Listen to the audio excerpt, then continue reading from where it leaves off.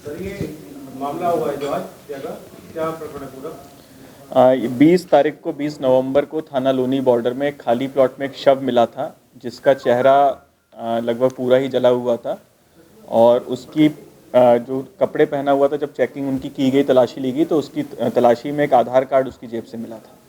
तो उस आधार कार्ड पर जब हमने काम किया, उसमें जो एड्रेस लिखा था, तो एक महिला और उसका परिवार वहाँ पर मिला।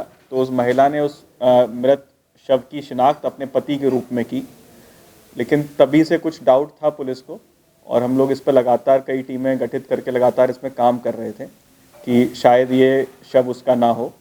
तो टीमें तभी से अच्छा इसमें काम किया पूरा। फिर इसमें एक सूचना हमको मिली कि वो व्यक्ति जिसका ये शव बताया जा रहा है, उसकी मृत्यु नहीं हुई है। ये सूचना मिली थी मुखबिर के माध्यम से और वो अपने घर पर आएगा। मतलब कल की बात है कि कल की तारीख में वो आने वाला है। तो वहाँ पर हम लोग पहले से टीमें हमारी तैयार थी और इसको हम लोगों ने वहाँ से इसके घर के बाहर से पकड़ा। फिर जब इससे पूरी पूछताछ की गई और कुछ हमने सीसीटीवी फुटेज पर भी काम किया था। एक सीसीटीवी फुटेज में इसी की कदकाठी का, जिसको कि मृतक बताया जा रहा था, इसी कदकाठी का व्यक्ति एक साइकिल पे कुछ रख के, किसी का शव रख के उसमें दिखाई दे रहा था ले जाते हुए। फिर जब इससे और गहन पूछताछ की गई तो इसने बताया कि इसने अपनी बेटी का मर्डर 2018 में किया था, जो कि उस समय 13 वर्ष की थी। तो उस मर्डर में ये जेल में रहा काफ़ी समय और कोविड के समय में ये पैरोल पे बाहर था।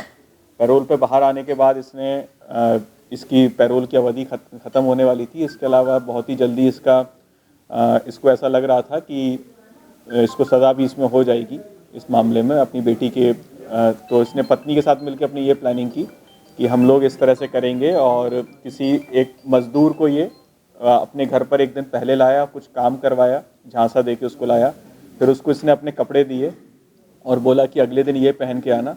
फिर घर पे इसको बुलाने के बाद उसके साथ इसने शराब पी और उसको बहुत ज़्यादा इसने शराब पिलाई। जब वो शराब के नशे में हो गया तो इसने और इसकी पत्नी ने चारपाई के पाए से कई वार करके उसको गंभीर रूप से घायल कर दिया और उसको मार दिया। फिर उसको ले जाके रात में उसका चेहरा वगैरह वहाँ पर उसका जला दिया ताकि इसकी शिनाख्त ना हो पाए और सबको यही लगे कि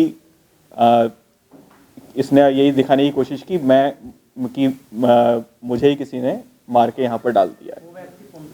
वो व्यक्ति डोमन रविदास था, जो कि एक मजदूर है, दिहाड़ी मजदूरी पे काम करता था। उसको ही अपने घर पे लेके आया था और इस तरह से जानबूझ के इसने पूरी प्लानिंग करके इस तरह से उसको मारा।